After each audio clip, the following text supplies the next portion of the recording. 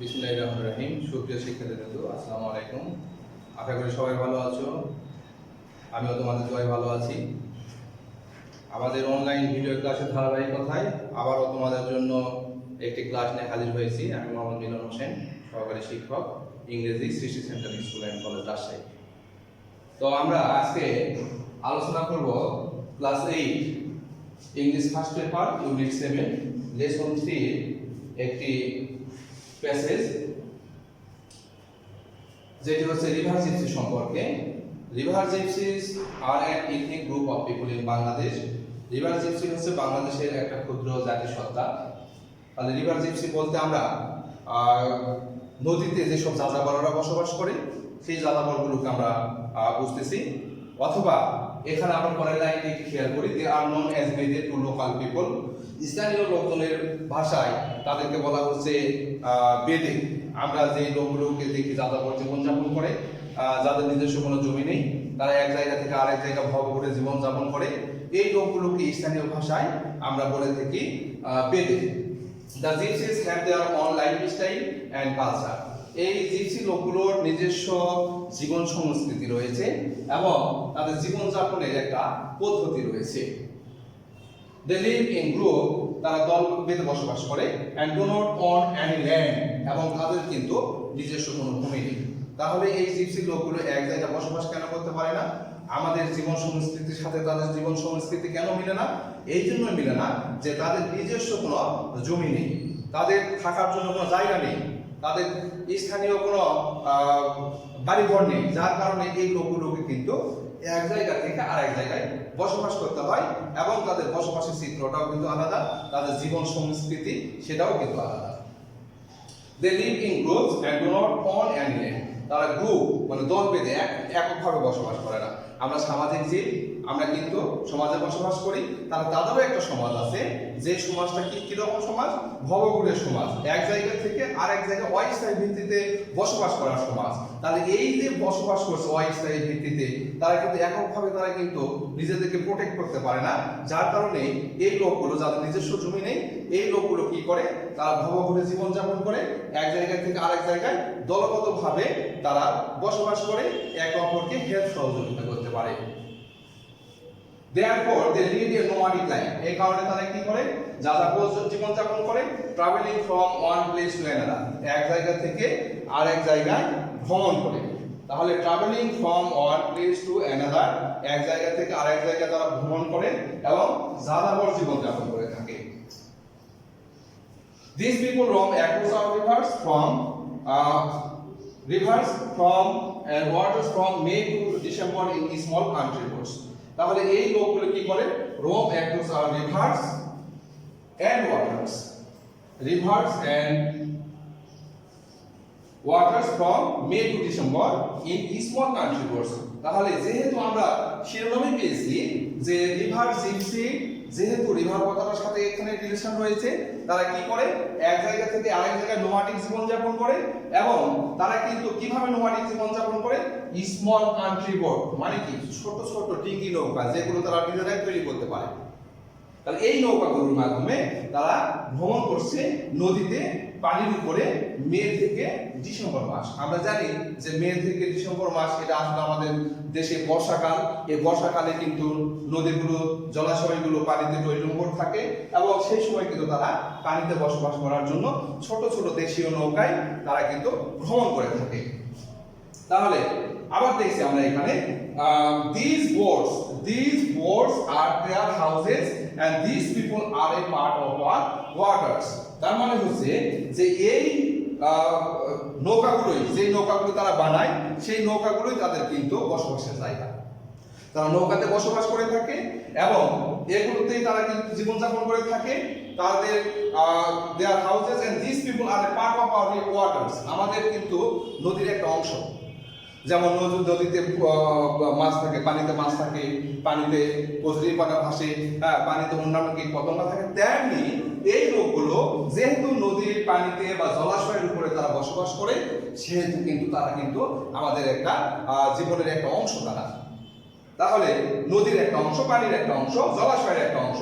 In winter many water bodies dry up. অনেক সময় কি হয় আমাদের দেশে শীতকালে জলাশয়গুলো পানি শূন্যতা দেখা দেয়, হ্যাঁ, এবং সেগুলো শুকিয়ে যায়।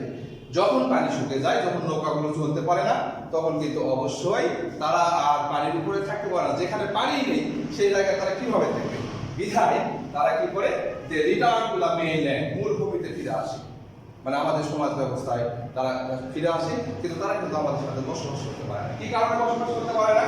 যে আমাদের নিজস্ব আমাদের বাবা অথবা দাদা অথবা চাচা পূর্বপুরুষের মাধ্যমে আমরা কিন্তু কিছু না কিছু জমি বা ভূমি আমরা আমাদের অধীনে রয়েছে, কিন্তু এই লোকগুলোর কিন্তু কোনো জমি বা ভূমি নেই, যার কারণে এই লোকগুলো কিন্তু অবশ্যই যাযাবর জীবনযাপন করে থাকে।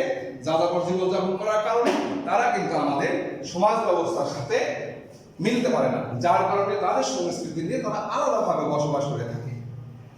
তাদের জীবনযাত্রাটাও আলাদা, যার কারণে তাদের ছেলে মেয়েরাও কিন্তু তোমরা দেখো যে আমাদের সাথে কিন্তু কোনো রিভার্স এক্সিস বা বেদের কোনো ছেলে মেয়েরা কিন্তু লেখাপড়া করে না। তাহলে আমরা কি তাদেরকে চাই না? তারা কি আমাদের সমাজের অংশ না? অবশ্যই তারা আমাদের সমাজের অংশ, কিন্তু তাদের শিক্ষা দীক্ষা, তাদের ভাষা, তাদের চালচলন এগুলো কিন্তু সম্পূর্ণ আলাদা, যার কারণে এই লোকগুলো আমাদের সাথে মেন স্ট্রিম বা প্রধান যে জনসমাজ এখানে কিন্তু মিলাতে পারে না। এই কারণে ছোট ছোট তারা ট্যাঙ্ক বা তাঁবু তৈরি করে ফাঁকা জায়গায় তারা বসবাস করতে অভ্যস্ত। আমরা এটা প্যাসেজের একটা অংশ বিশেষ আমরা করলাম। এই অংশ বিশেষের পরেও কিন্তু আরো কিছু অংশ রয়েছে, এগুলো আমরা পরবর্তীতে আলোচনা করব। এটার সূত্র ধরেই আমরা এখানে একটু কিছু ওয়ার্ড মিনিং আমরা দেখব, যে ওয়ার্ড মিনিং গুলো অবশ্যই আমাদের জানা দরকার। যেমন এখানে আমরা পাচ্ছি কি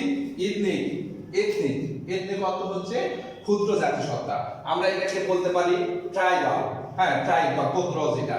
তারপর আমরা এখানে কি পাচ্ছি বেদে মানে হচ্ছে একটা নির্দিষ্ট জীবনধারার লোকজন, তাদেরকে আমরা বেদে বলছি। তারপরে এখানে আমরা বলছি লোকাল অর্থ হচ্ছে স্থানীয় লোক, হ্যাঁ, তাহলে লোকাল যে লোকগুলো স্থানীয় যারা একটা জায়গায় নির্দিষ্টভাবে বসবাস করে তাদেরকে আমরা বলছি local.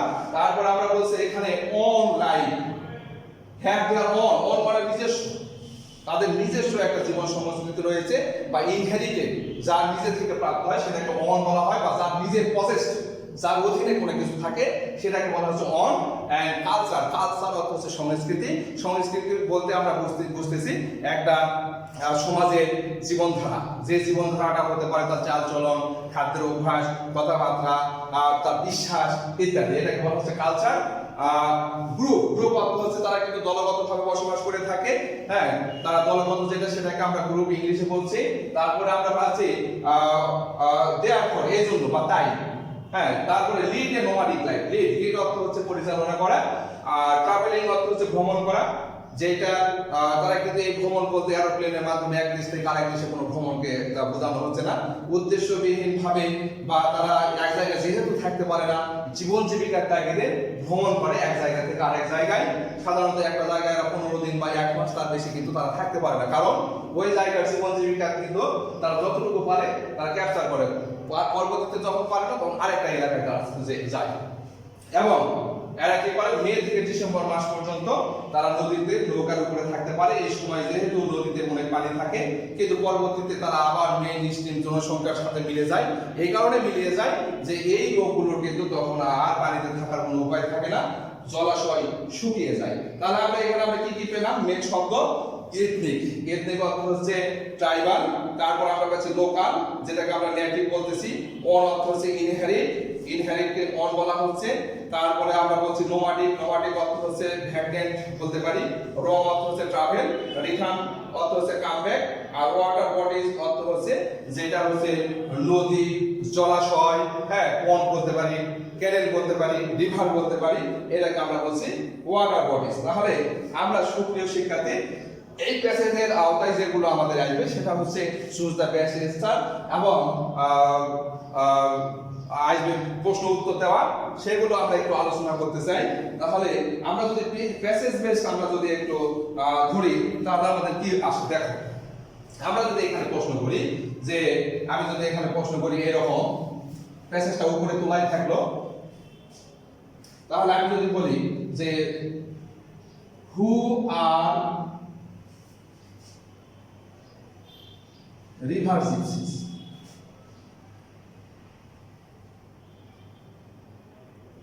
Who are river gypsies, তাহলে কি বলবো বলো, হু আর রিভার জিপসিস, নদী যাযাবররা কে, তাই না? তাহলে হু দিয়ে যখন আমরা প্রশ্ন করব তখন অবশ্যই কোনো ব্যক্তিকে নির্দেশ করা হয় অথবা কোনো একটা সমষ্টি জাতিসত্তাকে বোঝানো হয়। তাহলে যেহেতু আমরা এখানে পাচ্ছি কি who are river gypsies, river gypsies কি, তাহলে আমাকে কি বলতে হবে, river gypsies are an ethnic group of people in Bangladesh. তাহলে ফার্স্ট লাইনটা যদি আমি দিয়ে দেই তাহলে কিন্তু আমার উত্তর এখানে হয়ে যাচ্ছে। আবার দেখো এখানে কিন্তু আর আছে, তার মানে বি ভার্ব আছে, এখানেও কিন্তু আমার কিন্তু বি ভার্ব ছিল আর, যার কারণে কিন্তু আমার যেহেতু be verb am is are present tense, এখানেও কিন্তু আমাকে প্রেজেন্ট টেন্সে উত্তরটা করতে হবে। যদি এখানে ওয়াজ ওয়্যার থাকতো আর প্যাসেজে যদি এম ইজ আর থাকতো আমাকে ওয়াজ ওয়্যার দিয়ে প্রশ্নের উত্তর করতে হতো। তাহলে আমরা প্রথম প্রশ্নের উত্তর পেয়ে গেলাম who are river gypsies, river gypsies are an ethnic group of people in Bangladesh. তাই বলে কিন্তু প্রত্যেকটা প্রশ্নের উত্তর প্যাসেজ বাই প্যাসেজ কিন্তু নাও হতে পারে, এখানে কিন্তু নিজস্ব গতিতে কিন্তু একটু বোঝার উপলব্ধি করে নিজস্ব সেন্টেন্সও কিন্তু এখানে নিজস্ব ওয়ার্ড কিন্তু যুক্ত করতে হবে। এরপরে যদি আমরা বলি আরেকটা প্রশ্ন যদি আমরা করি, এই লাইনে আমরা যে উত্তর পেয়ে গেছি সেটা আমরা মিশে দিলাম। এখানে আমরা একটা যদি আমরা প্রশ্ন করি যে why do they lead a nomadic life? তাহলে why তে যখন প্রশ্ন হয় কেন, এই কেনর উত্তর যখন আমরা দিব যে কেন তারা নোমাডিক লাইফ বা যাযাবর জীবন তারা বেছে নিয়েছে বা তারা যাযাবর জীবন যাপন কেন করে, তাহলে উত্তর আমার কিন্তু অবশ্যই এখানে দিতে হবে, উত্তরটা আসবে যে লিড এ নোমাডিক লাইফ, আগে সাবজেক্ট দিতে হবে, ভার্ব দিতে হবে এ নোমাডিক লাইফ। এখন দেখো আমার কিন্তু এখানে সাবজেক্ট ভার্ব অবজেক্ট আমি নিয়েছি, কিন্তু এখনো কিন্তু উত্তর আমি কিন্তু দেইনি। কিসের উত্তর আমি এখনো দেইনি, যে নোমাডিক লাইফ কেন করে সেটার উত্তর নেই। সাধারণত হোয়াই এর প্রশ্ন থাকলে এখানে আমাকে বিকজ দিতে হবে অথবা ফর দিতে হবে অথবা টু দিতে হবে, দেওয়ার পরে আমাকে কিন্তু উত্তর খুঁজতে হবে। তাহলে এখানে কিন্তু প্যাসেজে কিন্তু সাধারণত দেওয়া নেই যে এই কারণে তারা নোমাডিক জীবন যাপন করে, কিন্তু ওভারঅল যদি আমরা প্যাসেজটা পড়ি তাহলে কিন্তু আমরা এখানে দেখতে পাবো যে কেন। তোমাদের মধ্যে সে ধারণা অবশ্যই চলে এসেছে, কেন বলো তো, যে কেন তারা নোমাডিক লাইফ করে, because they have not their own lands।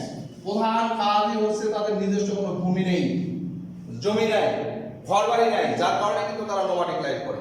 আমাদের দেখো যে ভিক্ষুকেরা কিন্তু এক জায়গা থেকে আরেক জায়গায় ভিক্ষাবৃত্তি করে, কিন্তু তাদের কিন্তু থাকার জায়গা আছে, যার কারণে কিন্তু তারা কিন্তু মেইন স্ট্রিম পপুলেশন বা মূলধারার সমাজে কিন্তু বসবাস করতে পারে। কিন্তু এদের জমি না থাকার কারণে, নিজস্ব ভূমি না থাকার কারণে এরা কিন্তু নোমাডিক লাইফ করে। এই কারণে আমরা বলছি because they have not their own lands, এটা কিন্তু আমরা উত্তরটা পেয়ে গেলাম। আরেকটা প্রশ্ন যদি আমরা করতে চাই যে কখন, হোয়েন যদি আমরা বলি যে কখন তারা মেইন স্ট্রিম জনসংখ্যায় ফিরে আসে, তার প্রশ্ন কি রকম হবে, when do they return, return অর্থ হচ্ছে ফিরে আসা, when do they return to the mainland, তারা মূল ভূমিতে কখন ফিরে আসে। তাহলে কিন্তু প্রশ্নের উত্তর কিন্তু এর মধ্যে কোনো না কোনো একটা জায়গায় আছে, তো তোমাদেরকে অবশ্যই খুঁজতে হবে যে এই যে রিটার্ন শব্দটি এখানে আছে, মেইনল্যান্ড শব্দটি এখানে আছে, তাই না? তাহলে কখন আসে, তাহলে আমার উত্তরটা কিন্তু এখানে আছে। In winter many water bodies dry up and they return to the mainland। তাই বলে কি আমাকে কি এভাবে উত্তর দিতে হবে? এভাবে কিন্তু উত্তর দিলে কিন্তু দুইয়ে দুই পাওয়া যাবে না। প্যাসেজের লাইনের সাথে মিল রেখে অবশ্যই প্রশ্ন যে ধারায় আছে উত্তরও কিন্তু তোমাদেরকে সেই ধারায় দিতে হবে। আমাকে উত্তর করতে হবে, আগে সাবজেক্ট নিয়ে আসবো দে, রিটার্ন ফিরে আসে, টু দা মেইনল্যান্ড। দেখো প্রশ্নেরই কিন্তু আমি সিংহভাগ দিচ্ছি। তারপরে হোয়েন দিয়ে যদি প্রশ্ন হয় তাহলে হোয়েন দিয়ে প্রশ্ন হলে অবশ্যই সময়কে ইন্ডিকেট করে। তাহলে আমার কিন্তু এখানে সময় বলতে উইন্টার, শীতকাল, এটা একটা সময়। তাহলে আমার কিন্তু এখানে দিতে হবে যে return to the mainland in winter. উত্তর কিন্তু হয় না। কত সহজ না? এতটুকু পর্যন্ত প্রশ্নতেই কিন্তু আমার ছিল, আর উত্তরটুকু কিন্তু লিখিয়েছিল এই প্যাসেজের লাইনে এইটুকু। তাহলে আমাকে কিন্তু এভাবে বুঝতে হবে, হোয়ারকে প্রশ্ন করলে অবশ্যই আমাকে বুঝতে হবে যে এটা জায়গাকে নির্দেশ করা হচ্ছে, হোয়ার দিয়ে প্রশ্ন করলে সময় নির্দেশ করা হচ্ছে, হোম দিয়ে প্রশ্ন করলে কাকে বা কাদেরকে বোঝানো হচ্ছে। এই ধরনের ধারাবাহিকতা পরবর্তীতে আবার তোমাদের সাথে আলোচনা করব।